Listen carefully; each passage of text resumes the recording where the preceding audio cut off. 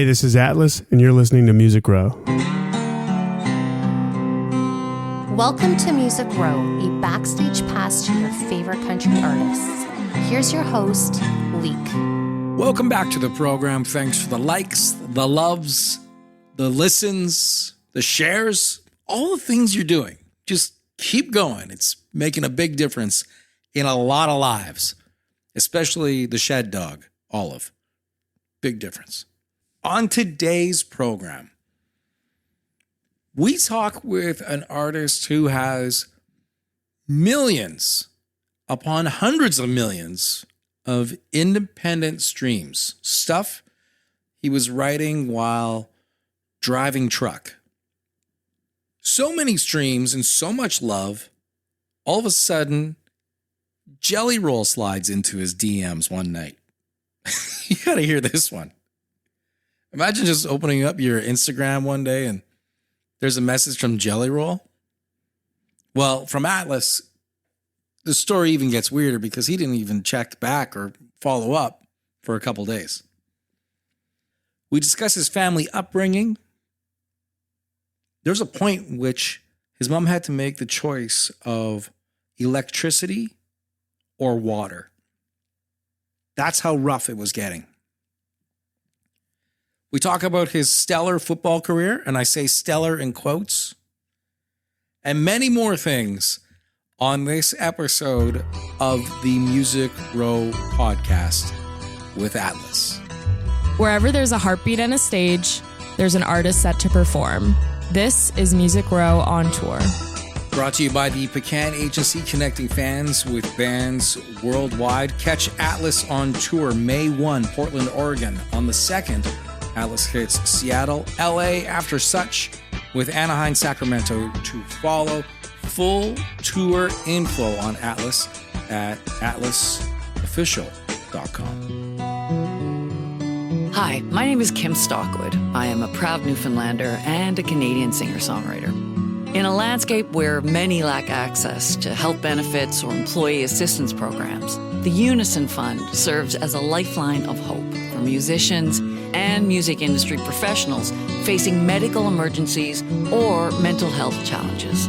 To learn more about Unison and their programs, please visit unisonfund.ca. Hey, this is Atlus, and you're listening to Music Row with Leake. I'm so happy that we're getting this opportunity to chat for the simple reason we can talk about tractor trailers. We can talk about just living trailers. Love that. Trailer. I know that there's a joke out there, but for the trailer parks that are out there, none of those homes move. They are welded into the ground, and I find that very upsetting. We should be changing the name of those trailers. They're the least mobile homes in the existence. It's very upsetting. You were writing songs while you're driving truck, weren't you? I was. I love it when bands, you hear about stories like that where, Preston Cooper was a mailman and he would be walking his route and humming songs to himself. And that was just his gig. So you kind of know that this is the path you're supposed to follow because you're doing it every day. Yeah. And it's the nice thing about songwriting is you can actually do it everywhere. Whereas if you want to be a baseball player, it's hard to do while trucking. Yeah. I believe that. Yeah, you can write songs. You just need whatever job can get you alone so you don't look crazy. Yeah. Because if people had a camera on me, in the beginning of the driving, there was never a camera on me. So I probably look crazy just humming to myself for 12 hours. Well, you see people that are walking down the street on a Bluetooth talking to somebody on the phone, but you think that they're just talking to themselves because you don't recognize that they got the earbuds in. How many songs do you think you wrote while driving? Would you say it was in the hundreds? Yeah, I mean, good songs, no.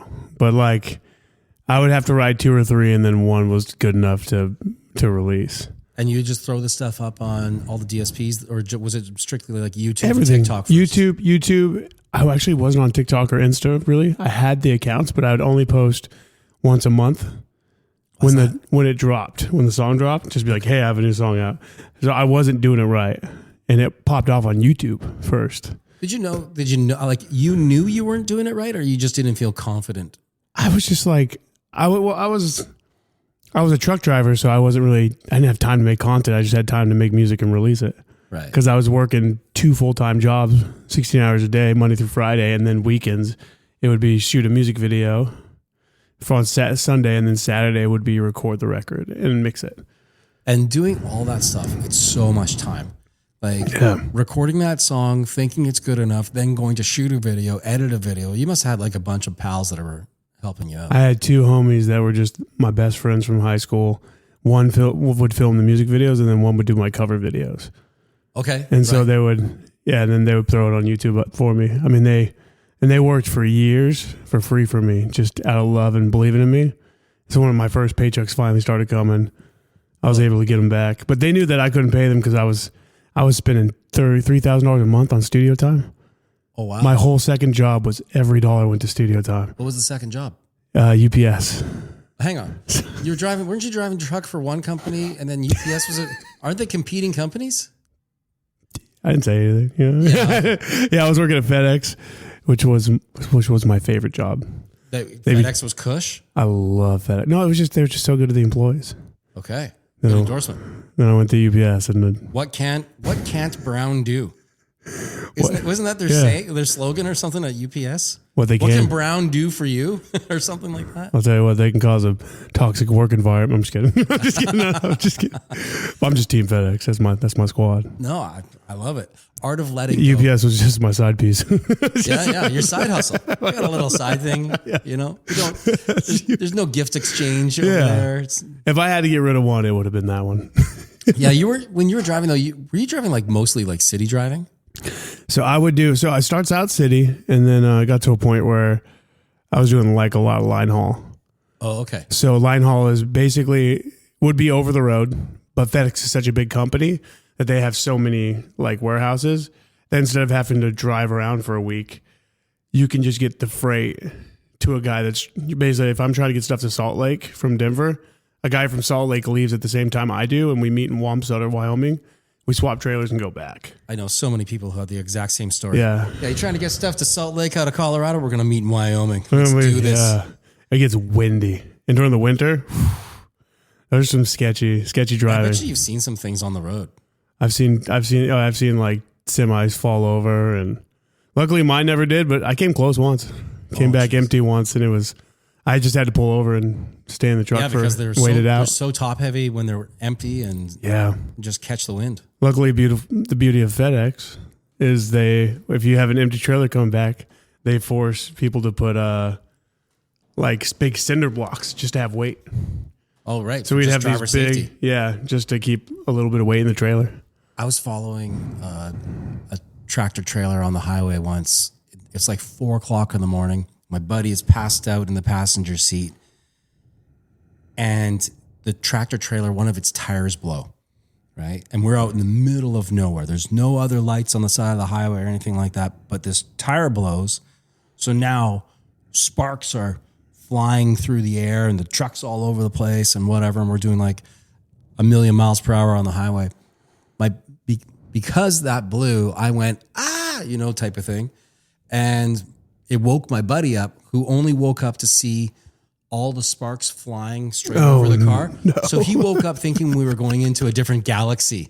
Like he went from, hey, what's going on, to where we are heading into a new part of the universe. What is it called when they do it's like warping or something? Yeah, we were traveling through time. Yeah, traveling through, yeah.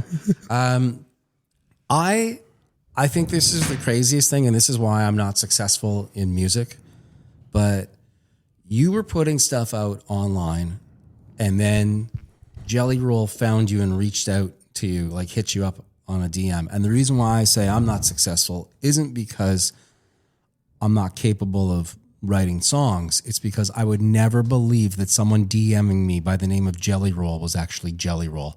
I would say this is fake. This is a fake account, yeah. Like, I'm being trolled by somebody. Did you not think that? Well, he sent it at 2 a.m. Like, it was super late. So I think he was just up down a rabbit hole, like super late at night. But I remember waking up from my couch and just looking at it, just kind of blurry, and I went back to bed. I thought it was a dream. So for 2 days, I didn't even see it. Right. And then one day I was like, what if that wasn't a dream? Did that really happen? Like 2 days later, I'm like, did that happen? I opened it up and I was like, oh my God, Jelly Roll messaged me. You can tell by the follower count. It was like over 1 million. Yeah. If that was fake, that was a good fake account. No, I don't even answer my phone. I'm like, I just assume it's not for me. So I would be in trouble. But he calls up and it's like, fast forward. Next thing you know, you're on the same label. You're playing a hometown gig at Red Rocks. How many shows have you seen at Red Rocks thinking, boy, it would be cool to play here one day? I'll say I was pretty poor, so I never really got to see it, but I got to like go walk the steps. Okay. So we used to like tourism. You could go up there and just walk up and down. I used to like sit out there and just look out and be like, what if? Like as a kid, you know? You were smoking weed, weren't you? Not yet. It wasn't legal yet. Oh, okay. Well, was that a problem for you? You guys were worried. The morals of this. I need this to be legal before I participate in this drug use. Well, as long as it's on video. I'm just kidding. No, it's funny. Actually, I never really smoked weed, even when when it became illegal. I just never did it. Right, because Denver's more meth. Yeah, pretty much. Yeah, that's what it is. It's all the other stuff. You're funny. I'm teasing. You know what's funny? My whole life, I was like, I'm not going to smoke weed because my mom's like, don't do it. I'm just such a mama's boy. And I was like, all right, I won't do it. And my sister did everything. So I was like trying to be the one that like balanced the scales, you know? And so about when I turned 30, my joke was always like, I'm not going to smoke until I smoke with Snoop Dogg. That was the joke. That was my way of telling people no. I like that. And then one day at 30, my mom's like, you want to get high? And I was like, what? And you're like, Snoop?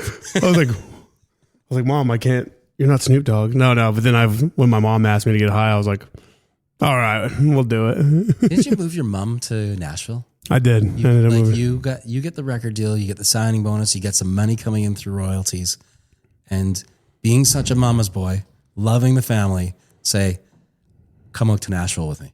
Come out to Nashville. Yeah, well, I was like, quit your job. I'll give you money every month. Come live with me. You got a place for free. What rest was she of your doing life. In Colorado? She was a teacher for special ed. Oh, wow. So I mean, she was also having some heart problems too. So she just had a heart surgery not too long ago, but she bounced back, got through it. Yeah. But I got to a point where she was just so tired. And I was like, but it happened at the perfect time. The money came in right when she really needed me to help her out. It helps out her health because it's now warmer around like year round because Colorado gets cold. It's warmer now. Yeah. So you get to hang out and see. When you were signing these deals, did your family think, hey, wait a minute, how is this even possible? I don't know. I think because I had such a big song. Yeah. And then a couple albums after that. So it's like I kept just releasing. So at that point, I had a song that was going big. I don't think they were super surprised on that side of it. But I think eventually, like I always told them I wanted it if I found the right deal. Because I was never in a rush to find the right deal. Smart. But you know, I think most people in music are the opposite. I'm going to take that deal and I'm going to sign whatever they say, and you end up screwing yourself. Yeah, I mean it's crazy because when I came to Nashville, I came to Nashville already living off of music. Yeah. So like I wasn't at the bars trying to connect and like try to build connections. I was just kind of to myself for 2 years. So I think I was kind of outside of the industry, just releasing music and working with writers. And then like I was like, I want radio, you know, as a truck driver. Driving, I mean, the radio has always been like my biggest dream. And like to have your songs on the radio? Yeah, to have a song on the radio, yeah. I thought you just meant like, I just want to be a DJ. No, I want to be a radio DJ. Yeah, no.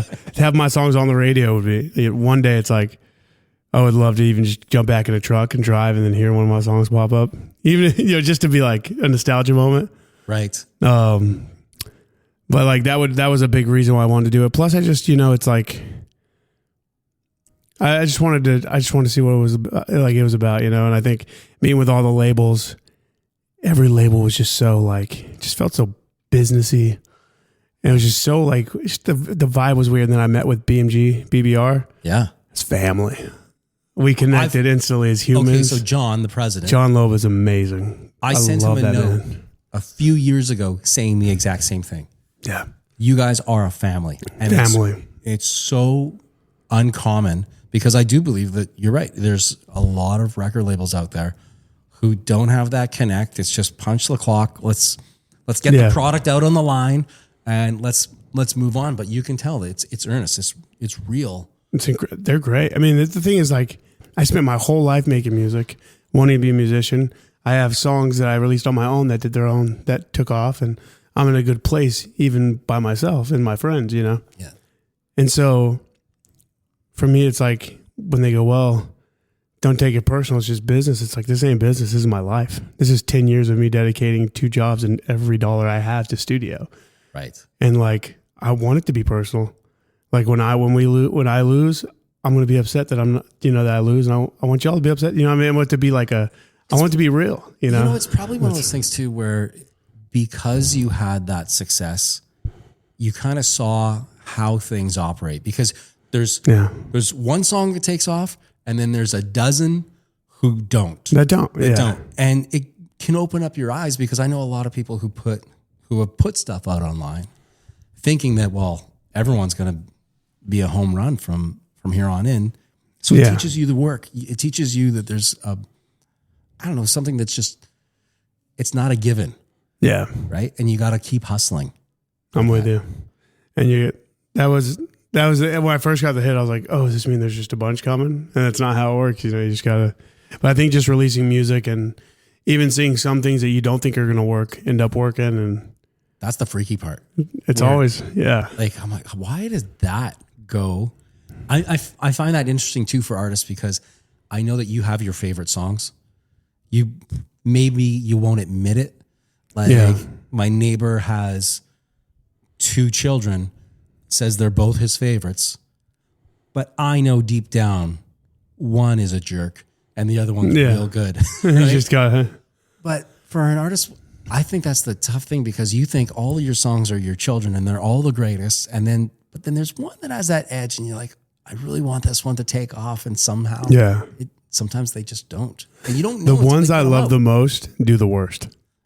Yeah, that's what I've learned. When I have that's more common than anything. When I have a good feeling about it, I know nothing's coming out of it.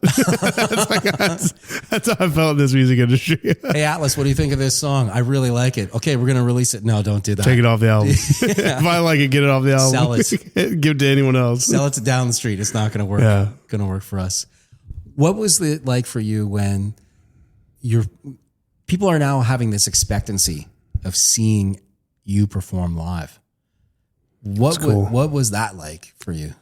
I was nervous just because it's like I'd known nothing about live show, and that was probably another big reason I kept working at FedEx for 6 months after I blew up, because I didn't know. The only thing I know how to do is put out music and write it. But I think, I got the right team, and then over time, just once you meet the fans, it's funny. My least favorite part's the performing part. Really? Because I love just meeting the fans after. But it's like I'm always excited when it's over, because I get to go run to the merch table and just be like, get to hear the people connect to the songs, and be like, hey, you got me through this breakup, you got me out of this toxic relationship. It's funny because like my biggest song, am I allowed to say it? You can say anything you like. There's a song, my biggest song, called "You're a Fucking Bitch." Hope you know that shit. About a girl that cheated on me. We can cut that. But they'll come out and they'll be like, man, that song got me out of a really toxic relationship. And my new favorite song is a song called "Perfect," which is just about a super healthy relationship with your girl, which I love seeing the contrast there. That's one of the it's the most rewarding thing about being a songwriter. Yeah. Where you know that it's connected when it's in a positive way. And sometimes these songs, they connect with people where you didn't expect. I like the ones where, say you write a song about, being in a perfect relationship, but someone interprets it to being about something completely different, and you go, yeah, sure, whatever. However it connects. I mean, even as a kid, when I would listen to, let's say, like Adele, you know what I mean? Mm-hmm. I never even went through a breakup the first time I heard an Adele song, but I was like, it hit me. And for some reason, I had to picture like me being in a relationship and then getting dumped just so I could connect to it. But whatever it took, because I love the song so much, you find a way. You went online right away, found someone to start dating. By the way, we got about 3 weeks. I'm only doing this because of this new song by Adele. I really just want to feel the emotion. I just want to break up. I just want to know what it feels like to be heartbroken. Break up, because this song makes me want to break up. Yeah, this song makes me just want to go out and not make it work. Tell me about your writing now today. Like, because you have all this extra time, because you're not in the truck and you're not doing those 2 jobs, and such. Are you a guy that has to say, I got to be in the studio at 10 o'clock writing? Or are you a guy that says, when the songs come, they come, and if I'm sitting on the porch writing a song, then that's where I'm writing the song? Yeah, I got to be busy. Now it depends. Before it was in a semi. When I first got to Nashville, I would get in my car and I'd drive, and I would just do it from my car. Old habits. But then eventually, I got to work with songwriters. It's funny, like where I came from, it was always like, oh, you can't have other people help you write music, which is just I was always just still like, I have to show that I can write my own songs. I think I've proven over the first 2 albums, and my biggest song is one I wrote. Yeah. Like from the truck of a semi. So I was like, and then it's just fun to kind of, you start meeting people that are just like you, that just love to write, and you start connecting. You're like, oh, these are my people. You start writing and enjoying it. So I write all the time. I like to stay busy. What was their reaction though when you said, okay, we're going to do a write together? Hop in the minivan that I rented because we're going to drive to Tallahassee. That's our writing journey. Yeah, I haven't done any writing on the road. I wish though. Why don't you get in the car together? Just get in the van together. Should I force it on them? Force it on them. Should I force some old habits? and then cruise into like one of those truck stops along the way, like only truckers go. Yeah. It's like the card key for the fueling stations or whatever. Oh yeah, for like Love's pull up. Yeah. You know what's funny? FedEx, I was spoiled. They have their own like gas on site. Oh, okay. So I always fueled up on site. I do the def tank and I do the gas on site. And I did line haul, but I always had enough gas to get home. So I never had efficient. I never had to fuel up outside of the actual. Right. Because you knew you could make it to meet your pal in Wyoming. Yeah. I would always fill up right before and then fill when I get back. What got you into that in the first place? Just wanted money. I grew up super poor, like crazy poor. And so like life without money was hard, especially young. It's just you, your mom, and my sister and my brother. My mom and my dad got divorced, and then when my dad went back to Indiana, my mom got custody of us, and she raised us and worked 2 jobs and just figured it out. But we were still like, my mom worked just enough, but she had a trailer in her name and the car payment and all this stuff, and she like had just enough money to not get any help from the government, but not enough to pay for things. Right. She was caught right there. And there were just times where we were super poor. Like before she got her second job, I remember when we like had to pick between electricity and water, and my mom picked electricity. And so we had to go down to Albertsons, and we had this thing called, I think it was a spigot, and we hook it up to their hose and it opens their hose. Right. And then we would like steal water from Albertsons, fill them up in these trash cans. We'd take it home, and then we would heat that on the stove, and then we would take baths in that water. How old were you when that was happening? 5. Wow. 4 or 5. And you don't know any different. It was fun. My mom always made it feel like a game. Like I was on like a step ladder, and we were heating up the water, and I had like a spoon in there, like I was stirring seasoning, I also heard that you during the early times, like when you're in school and that, you would just basically stay out all day because there was just more for you to do outside of the trailer. I joined football not because I wanted to play, but because I was aiming for third string. I just didn't want to go home. You know what I mean? Like I wasn't going to do anything when I go home. I was just going to be, so I would like did you tell that to your family? No, I mean, like, did you say, hey, I made the football team. Oh my God, you're going to be the starter? Well, no, even better. Well, I won't play. I told my mom don't come to the games because I knew like I didn't really want to play. I love football. I love watching football, but like every time they were like, all right, we're doing a 40. My goal is to be the slowest one. Like my goal is always to be the worst I could at all the drills. And this is on the high school team? On the middle school team, middle school.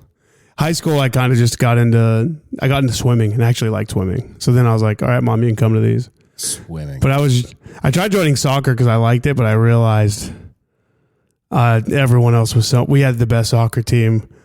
Our other teams were trash, but our soccer team was next level. And like, I walked up and realized how bad I am at soccer. No one has ever drowned, though, playing soccer. So, I mean, the fact that you're in swimming, like, that is such a labor-intensive thing that I find it doesn't seem very rewarding. to me. Although you get in crazy shape. You get in crazy shape, which is nice. But more than everything, you don't tear your ACL or you don't break your neck. You're like, the worst thing I get is like I get a couple downfalls of those other sports. Yeah, it's like all my friends that were like first string all have like a shoulder issue or their hands just don't move the same. Like they all have injuries. Yeah, and with you can't have bad hands in the music world. No, you need those digits to be working for quite some time. You need them to work. That was the thing, is I never wanted to get injured, but I didn't want to go home. I wanted to talk to the homies. So I was friends with people on the team. There was one time they put me out there. Oh, man. Terrified, man. When these guys are just running, what did you play? I think I was third string running back. Yeah. Okay, it'd be like running back. It'd be running back, and then I was also like, I would be linebacker. I don't understand. You deliberately ran the slowest 40 on the team, and yet you still were chosen to be a running back? Well, I was third string. You know what I mean? There just wasn't. Like, it's emergency. They were going to put me third string on any position. You know what I mean? They just didn't care. Like I was never going to play. I just remember one day one of the players we only had one good player on the team. He was a running back, and he would everyone knew it. We were going to run it. We went defeated. Right. We couldn't win a game to save our life, and our running back was our best player, and they would just stack the box, 10 people. And they would and so one day he was just like, I can't do this anymore, and he just left. He stormed off. He's like, I'm the only one that can play on this team, and he was right. I get it. Second string went out there, got injured. And then it's like, oh damn it, it's my turn. Yeah, you got to go fight the Bulls. I didn't even know the plays. They're like blue 40s, whatever. And I was like, I don't know what I'm doing, but I'm going to run that way and hope it works out. And I remember on the wall was just closed and it just opened up right then perfectly. I ran I went for a pretty good run. I remember I get back there and they're like, man, maybe this Haywood kid has potential or whatever. I heard the coaches talking and I was like, they don't even know how lucky I was. Yeah, it was by chance. So I went out there and I fumbled it on purpose. And I thought I'd come back and he'd be like, hey man, what'd you do? I thought he'd yell at me and he was like, it happens to all of us, man. You'll get him next time. So then I fumbled it again. And they finally were like, hey, can anyone be a fourth string? Because this kid can't play. I was so bad that the first string guy came back. Why wasn't your album called The Art of Failure? This is how you make the team fail. Hey, the first three albums is Low Expectations. Right. You know what I mean? I love how you just, this is who we are. This is what we're going to do. I was a kid that would my mom would be like, do the dishes. And I would always slightly do them terribly. We're going to go. I was always trying to find little ways, but I've stopped doing that. But we're going to go out and get some snacks later. I want to get more into this. And when we go for snacks, we're going to get the hottest food that is out there because I understand that you have some sort of fixation with hot, like extreme hot. I love spicy food. You must love Nashville hot chicken, like the actual Nashville hot stuff that you can find only in Nashville. Whatever the hottest one is, the one below it, that's what I get. The hottest one is always just too much. But I think I had the hottest one once, and 24 hours later, I had to order a new anus from Amazon. Oh my god! Because mine just wasn't. It was broken. It was gone. I blew it out. Painful. Oh yeah, dude. It's so good and it's so addictive. Like you want to eat more, but I can't take it. Hattie B's has this. So I remember I was on this kick, and I still love spicy food, but I got to a rabbit hole where I was waking up eating Serranos in the morning, just straight, because I was just like, how spicy can I handle? And I ordered these blazing wings the night before I had to go on a flight. Oh Jesus! And they're like, and I ate them and I didn't feel anything. I was like, oh, they're not that hot. And I was like, I finally did it. I've become the spice guy. I finally reached the mountain, and I go to the airport and and there's Hattie B's, and I was like, they have a thing called Shut the Cluck Up. It's their hottest hot chicken sandwich. So I order it 30 minutes before my flight. I love this. It was so much hotter than the blazing wings. It was so hot. My jaw started trembling. I couldn't bite the sandwich anymore. I just powered through. And if you think that tasted bad, if that burned going down, it burned coming back up. Because I had to hit the bathroom right before the flight.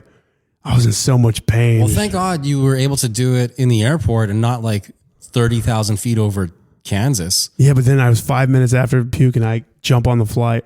So then I'm sitting in the window just trying to sleep through it because I know it's coming. But you're just sweating. sweating like crazy. Literally, we're about to land. We're going down, and I can't hold it anymore. You threw up on the plane?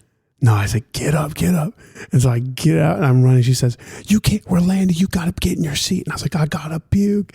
She said, get in there and shut the door and don't come out.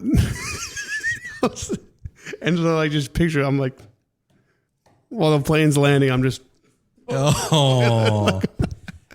And with that, this program is taking a knee.